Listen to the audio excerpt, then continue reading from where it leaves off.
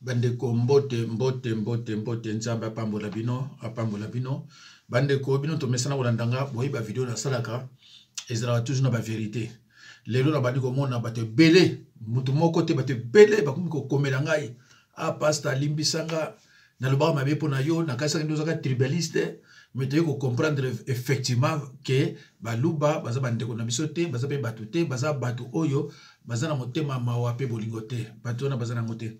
Voilà. Alors, message à l'élu ezali que Kabila kolo pouvoir.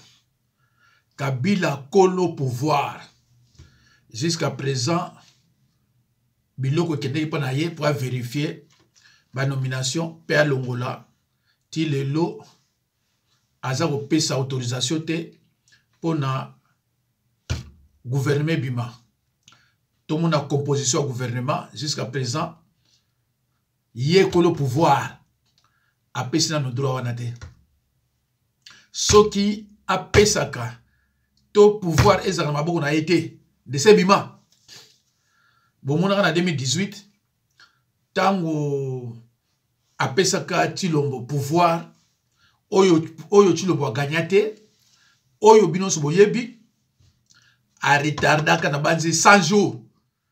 Pour gouverner bima ba pesiye ndenge ba kobimisa akenda ngo na kinga kati abani kotala oyo te oyo atikala oyo te oyo atikala oyo te ti ayeko pesa selon les accords ebimi yambala oyo ezana ba surprise ya ba Rwanda na kati a bloquer ngo nanu atiki na tokota na ba distraction belé bongo ya kopima lukola mikolo bato ba se pensa ki mingi na distraction oyo ya criminel sexuel JP piana peut-être mikolo nde kopima mais boye baka yango que pouvoir ezalaka jamais na Chilombo pouvoir ti lelo ezalaka na Kabila yango na bomoni déception ya Chilombo envers Kabila na Namibie.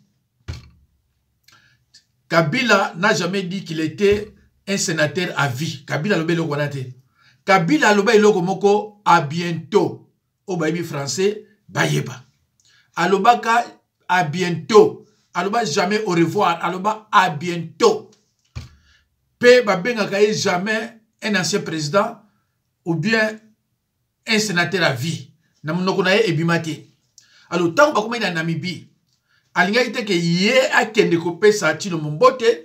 Po batwa mona ke ye aza inférieur à Chilombo. Alinga ki Chilombo nde atelema ya ko pese mbote. Lukola esalama ki nde ngona te apese ke pe mote te. Na ko tia mwasi moko awawa ya muluba aza dessus na comportement ya Kabila. Mais Kabila ayebi ni nazo sala. Chilombo bakobebela signa ayebi yango te. Plaisir wa lukola ezaka na ye asinya ki signa. Lelo soka ningo sa lelo babi metala awa to lobaka gouvernement ko bima après autant atali asigné ki mbao talaka ke yom tozaki na salaire so ba 800 euros so ba 1000 euros mbala mo ba yebiso ke nyonso zala yo au moins leto ko zo crédit na banque soki bandimi ba bino signé oyima ke bo ba ko ma mike ozo tanga ngoto zo signé ka ko signé ngo pe oya ko sutuka après Yangwana eza na ba secret les accords secrets ya Chilombo na Kabila. Il faut que yeba ke présidence eza mibale. Kabila aza président ya Moi na Butu. Chilombo aza président ya Moi. Donc Chilombo aza ko travailler jamais pour la RDC. Na yebsaka bino ke Chilombo ne peut rien faire sans l'accord la voix de Kabila ou de Kagame. Naïb se myon lisusu ke FARDC a koki jamais ko gagner M23 parce que bangoumi balé bazala bana pamoko boko yoka kama intervention ya mutu moko boye ya ndeko moko boye devant journaliste de Sakweno azo loba na bino makambu kanga na loba na bino. Na loba na bino combien de fois toza na armée te FARDC wana kasi o Kabila tikati FARDC wana mutasala o Kabila ti mais ça yeti et loko to ko gagner la guerre te yango wana banda kala ba sabso Angola ba sabso Rwanda to sala ni to sala kiloko te ba officier ba ke kuna ba yoki téléphone bo bunda te téléphone ya uti pa nani ba depuis ba parlementaire ba nani mutako bazate c'est grave tala likamu ya mwana oyo ya JB mboka oyo ba parlementaire dans la prison mboka oyo ba parlementaire ko na minute oyo dans la prison mais auto gagner procès alo bandeko na chana no oyo en tout cas bandeko na yebisa bino vraiment na lembi na lobby trop makapo na mboka na moni ke on a cassé na ko interpeller bango ba changer te et puis ça passe donc à partir de vendredi samedi c'est fort possible na loba ya mingi makambo nga oyo ya musala na ngai que oyo so na 8 ans peut-être parce que nazo perdre le souffle pour rien na bateau bazana ki tribaliste na bateau ba changer kate tala makambo ya mwana oyo ya JP de ba traumatiser kama mwana wana nsuka ba futie 130 000 na ka mwa demi terrain ndako ba signer ces papiers azana droit au porter sous plainte te makambo sili alors que viol est un crime et loko est un crime est un pénal tala mboka ndezo marché bandeko tala mboka ndike sa ko marché eza mawa alors total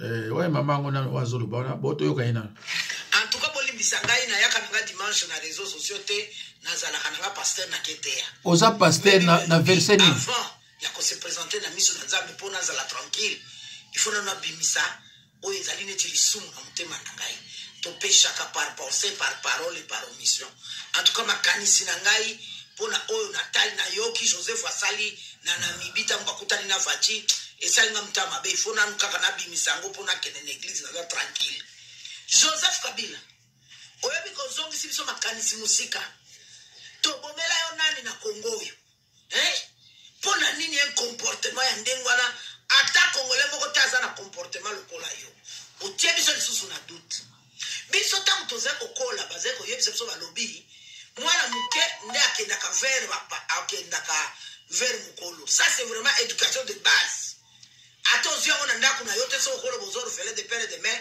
même la classe ba autant so ou ba yaya mikolo la société va t'enseigner ça parce qu'il y a eu éducation de base et bien que c'est l'enfant qui doit aller vers le papa le président Fachi azali père de la nation azali mokonzi ya mboka na biso yenda memi mukumba ya mboka quand le drapeau congolais est représenté na matanga on a ya président ya Namibie cela veut dire biso nyoso toza wana tozoko toza wana donc c'est supposé que tous les Congolais sont là mais ce que yo ye na mususu wana Francine Muyumba bino mi ba ale kuna ndemo zalaki kuna to yebi déjà okomi kuna obetikaya Fachipe motema lamu manifestation ici là tuni mais Joseph était ici balobi asi akene déjà kana ezala yo ezala Francine Muyumba azaki na ko délégation na yo atako kende vers le président ko pesa mbote ezala kité ça c'est quel respect même si mutuboka pamba zaki wana il allait aller vers le président à combien plus votre réseau yo ex-président congolais comment on est remuke ba pesa ki kuna na Namibie si parce que baeba ki oza ex-président congolais na yo sko okamati bo ex-président ngo osopi ngo parter yo ki sibiso son bato a service bo pesa ka pe bato ba visa bo autoriza ka pe bato ba bi makalbana so ki bo yo ke ko ridiculiser bisote Joseph Kabila azali personnalité munene ba déplacement na ifo ba na ko contrôler ngo parce que c'est que basali le no ba presse nyo so comme ko finga biso ezali bandeko qui tribalisme au monde qui tribalisme ko et comme ça mtu zoba hein qui tribalisme comme ça mtu zoba d'abord au monde kamalobi ale karaté mais pour azane pasteur aza soutenu na verseni pasteur ya moi si na bible aza soutenu na verseni aucun verset asoka sonité aucun verset oso permettre moi si azana pasteur Jésus-Christ n'a pas traité avec les femmes. Jésus-Christ n'a pas traité avec les femmes. Femme pasteur à raté. Verset moko dans la Bible, Ba verset zali balobi moi si aza diaconesse verset yangwana. Moi si aza messager verset yangwana. Voici ba monaki Jésus-Christ verset yangwana. Verset moi si aza pasteur ezate. Verset moi si aza pasteur ezate. Olandili muluba car ba luba désordre tina bakamanza ya nzambe. Désordre na désordre. Naza pasteur. Na tsheko ngasa pasteur. Bato misala mabe nyonso ba luba bakoma ba pasteur, ba prophétesse, Jésus-Christ a la prophétesse à ta côté. Prophétesse à Jésus-Christ a la répété. Bandeko, ayebite ke tilo monenga zawana, omonde wa boma bango. Ayebite ke tilo monenga zawana aza travailler la Kabila. Ya yebi nangote. Ayebi nangote. Ya mawa. Soit ayebi me banga osala sembla ke tilo mboganyaki. De mandat nyonso oyoyo ezala maboka Kabila. Si on a que batricherie banini kuna tout ça ezaki en accord na les accords na Kabila. Si l'ombo premier mandat gagné na été, deuxième mandat gagné na été. Ayebi yango. Kabila kinde kuna attaque président. Ba on doit comprendre. Kabila kinde kuna attaque président RDC. Si l'ombo tane étiquette. Oui président bon la mandat il y a 10 ans il y a Tilo Bosso coquet hein. Bon, mon réaction à Kabila. Bon, quand on a daté, quand on a vidéo, mandat quand a Tilo Bosso que 10 ans coquet. Donc Kabila ça sire que makamona nyo so sala penza et bungi après 10 ans. Allez. Bon, mon asiko vrai face ya Kabila à reprendre le pouvoir na malembe nyonso. Et Erwana Nebiso nyonso to telema to koloba. Parce que lelo yo bato belé baso ko ngoloba te. Mais baso bo mona bino totika. Azana pouvoir, azana droit à tout. Mon soit comme le pouvoir, azana droit au boma, azana droit au chef de la prison, azana droit nyoso ya makamu nyoso babe. Na ebisa bino bandiko nanga. To raisonnaka. Je ne vois pas par quel moyen la RDC peut être délivrée. Namona kangote. Même ce que Poutine le loi hier, tant que les accords ils en a kati. Ati lo mofo na kati ba accord ou bien ko zala mawamingi. Mais nzela o ti lo bakota e ko sukela e mabe. Nzela o ya kota ya ko trahir mboka e ko sukela e mabe. Lo banza mito samela leza yango te. Tangu yo koti. O koti na ndaya ki moyibi. Mais linga pe baninga. Po bo bokisa mboka. Yo komi ko tia batu nyonso ben compétent na ben compétent mais bandiko insécurité zala Kinshasa. Ah mais non. Pas une institution so yali insécurité zakuna. Na la vidéo moko awa ndenge ba mela ba mai ya pompe wana mutaki na hôpital ba opérer ye tala ba scaris. Na bo bimisa ngo po so na siango mona le mususu YouTube on sait pas na ngote. Un somme. Et puis, on a l'élection, on va y aller. Il y a un antique qui a dit voilà. Total là, ndeko, makamwana lubilarabino, toyo kango siko awa. L'armée congolaise n'est peut-être pas en mesure de faire face seule.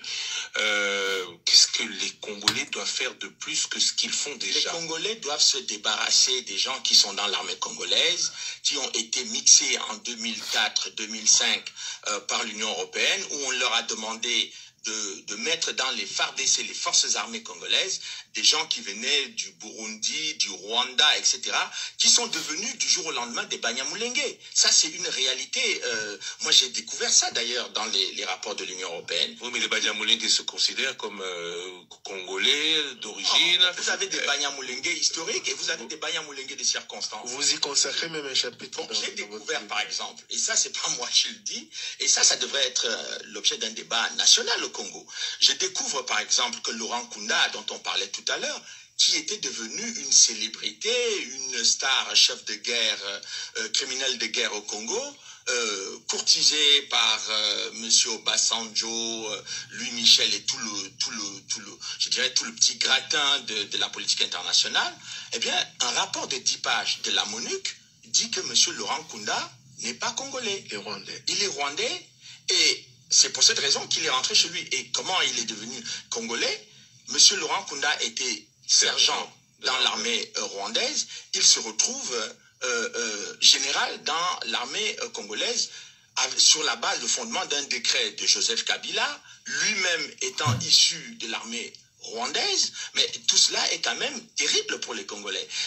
Et je découvre aussi que le monsieur Ado Ayelo, c'est lui qui dit à Joseph Kabila de déchoir Laurent Kunda de son grade de général et de le poursuivre pour les crimes commis au Congo.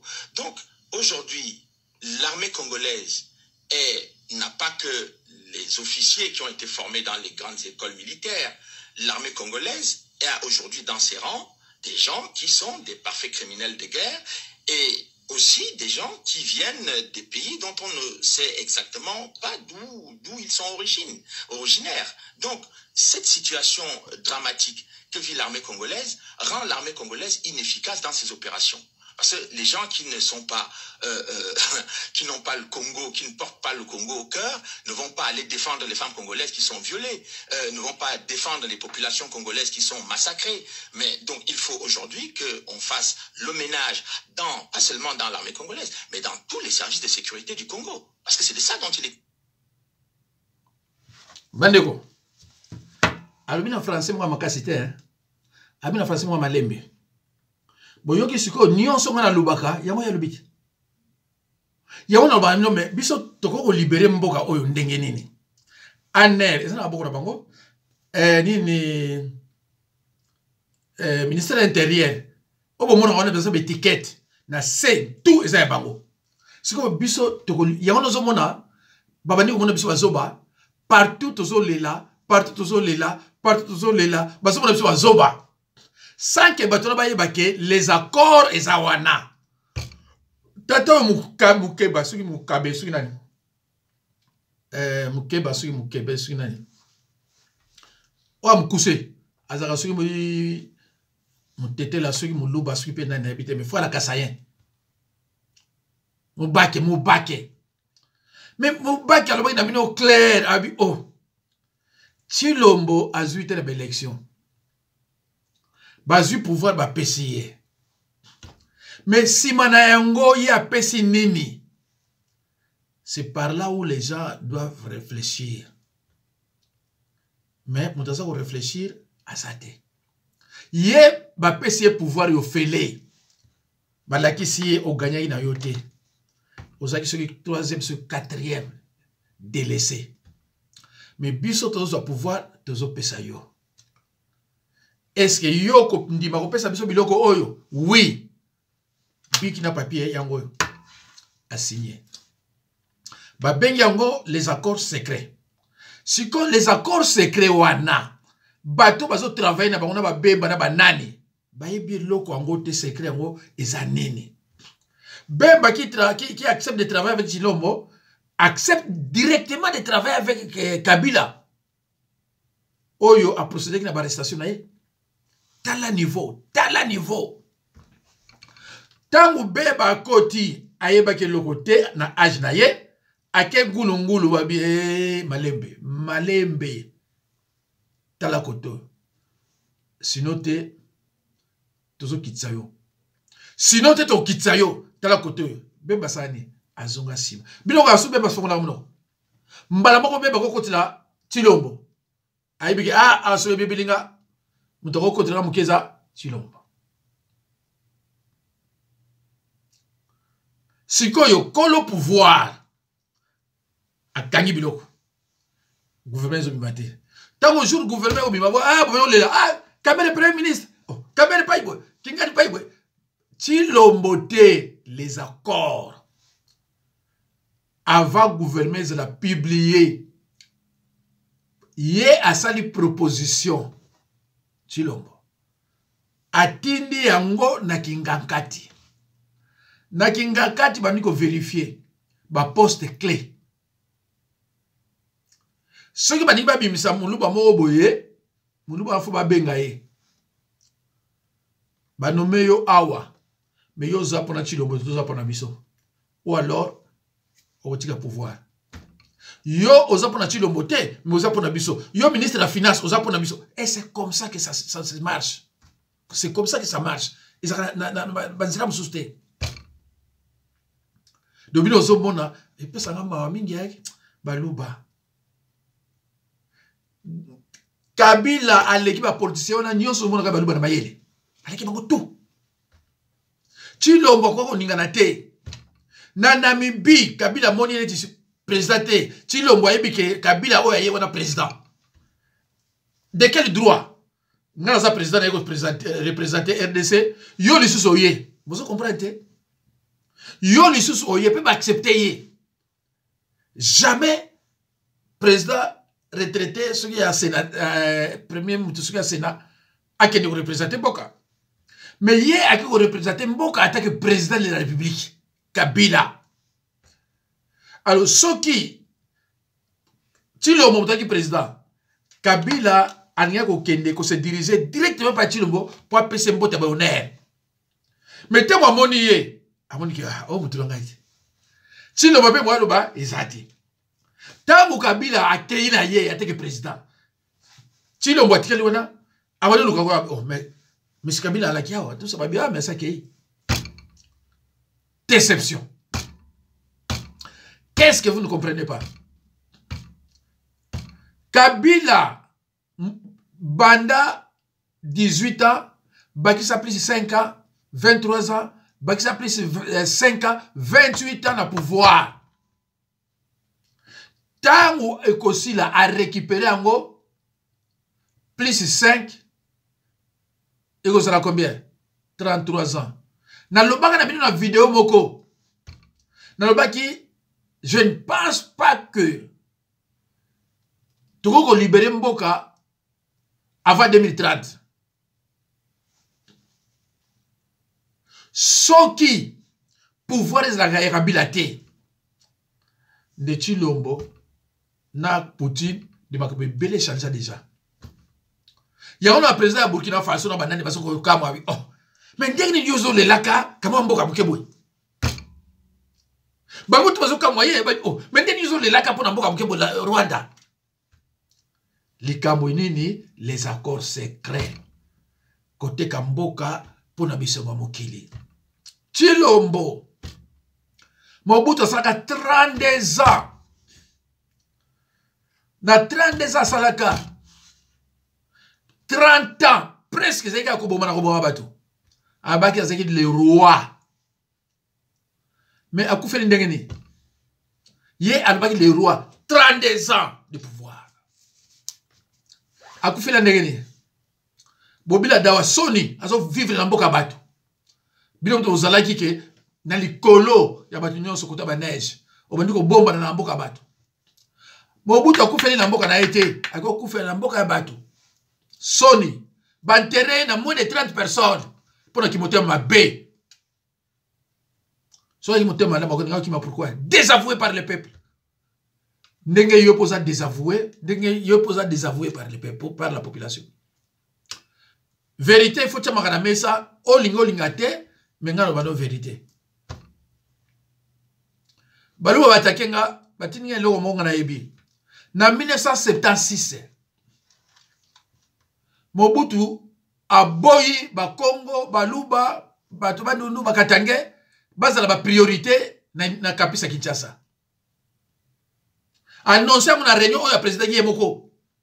Priorité Bangwandi. Aïbsi na kapis Bangwandi barekte. Bangwandi bangna ko tokuna na obazana ba diplôme na obazako diplôme te kota kuna na kapis. Tangu ba o bazwa kate ba kangi recteur. Ba bengisi kuna Bangbanda. Akilo sala liste acha batu na nyonso. Alors balu bazo kamwa ke oh mais bino bazo kamwa tribalisme na biso bongo oya ya wana oya Mobutu soko bota mena ba 70 makamonga zolo boyebi ote soko bota mena ba 70 ko makamonga zolo boyebi te biso ba oto ki ba victime ya makamonga. Alors tango lo ba unité na mona ka mutu azolo ba unité aza zoba mutu azolo ba Mobutu ati asali unité na mona ka zoba pa to na ba preuve biloko nyonso mutu afati ka unité fois na amour. Mutu azanga amour asa biloko ndenge na unité akotika ni ya usani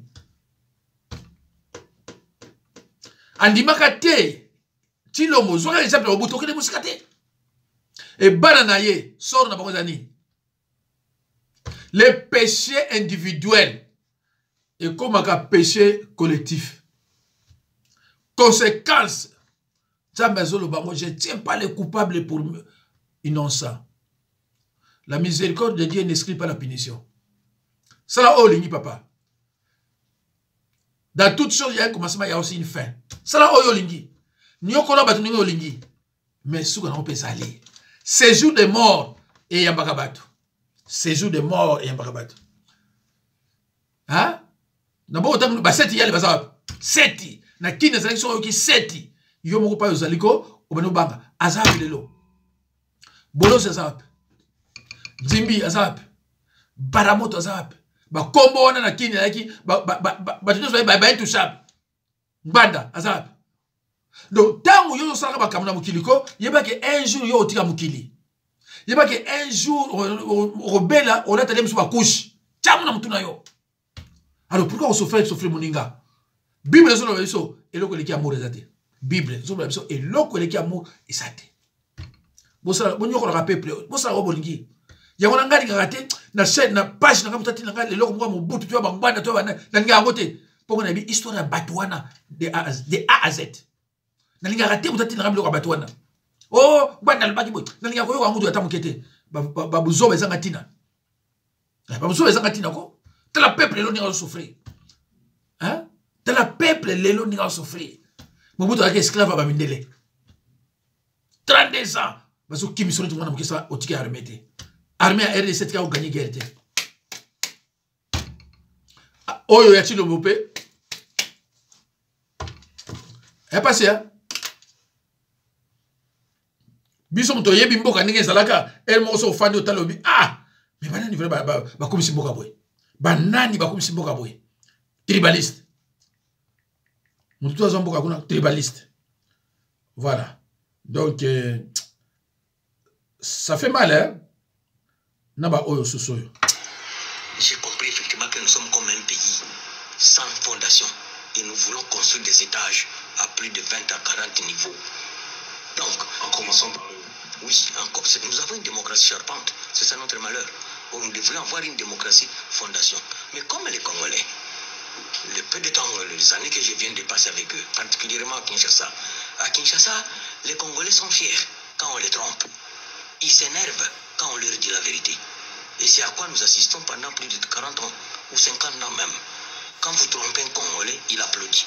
Quand vous lui dites la vérité, il s'énerve et il peut même tout casser. De l'opposition du pouvoir, qui trompe le plus? Mon constat est amer.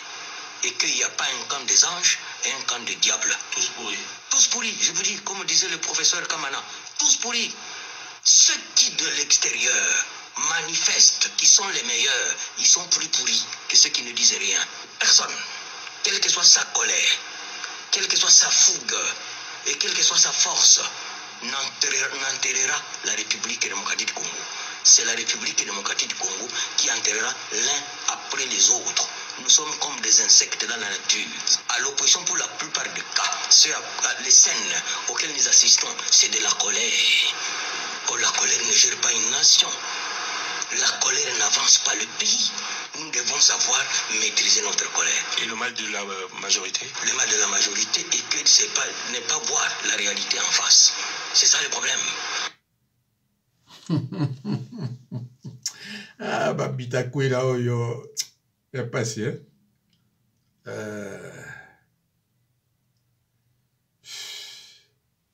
Moins d'escarmouches. Parce que moi, la guerre, je n'ai pas été formé dans ce moule-là.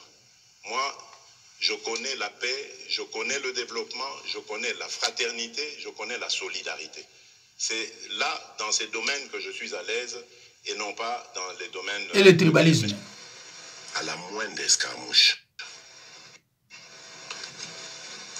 Des rigolos que vous avez vus s'exprimer à Nairobi. La moindre escarmouche.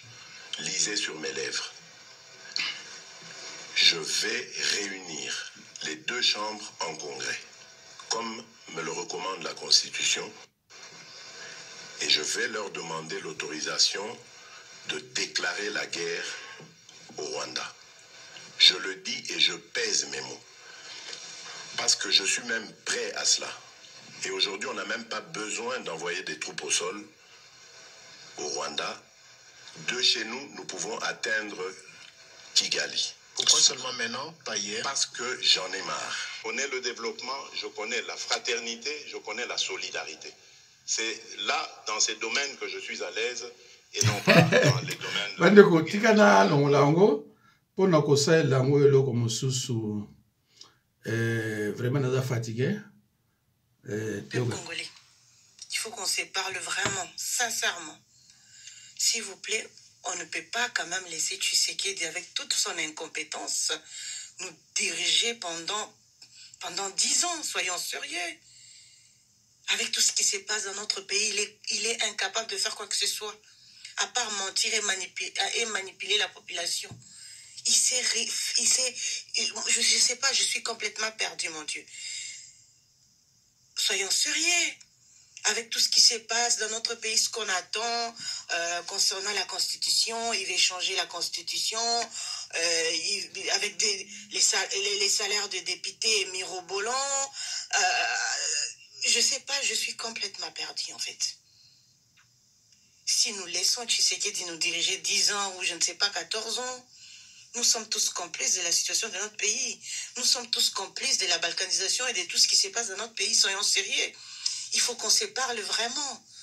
On ne peut pas. Moi, je suis désolée, cette histoire qui m'énerve que non, Tshisekedi est venu sauver la nation. Non, Tshisekedi, c'est le candidat idéal pour ces personnes qui ont toujours voulu balkaniser notre pays. C'est le candidat idéal pour ces impérialistes, les occidentaux. Quand même les disent qu'il est faible, parce que je dis pas, je ne vends pas mes mots. Hein. J'ai entendu ça de la bouche des autorités, des parlementaires, des responsables politiques ici en Europe qui m'ont dit qu'il était faible. Donc il est le profil idéal. S'il vous plaît, soyons sérieux, chers Congolais, on ne peut pas laisser Tshisekedi. Et avec toute son incompétence, nous diriger pendant 10 ans.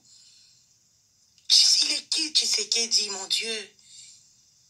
Aujourd'hui, il se présente comme un homme fort et que personne... Donc, on est tous complices. Les gens, les opposants, tous ces gens qui dirigent le pays sont complices de la situation de notre pays. Ils sont complices pour que notre pays... Je disais qu'ils sont complices pour que notre pays soit balkanisé parce que là, ce n'est pas possible.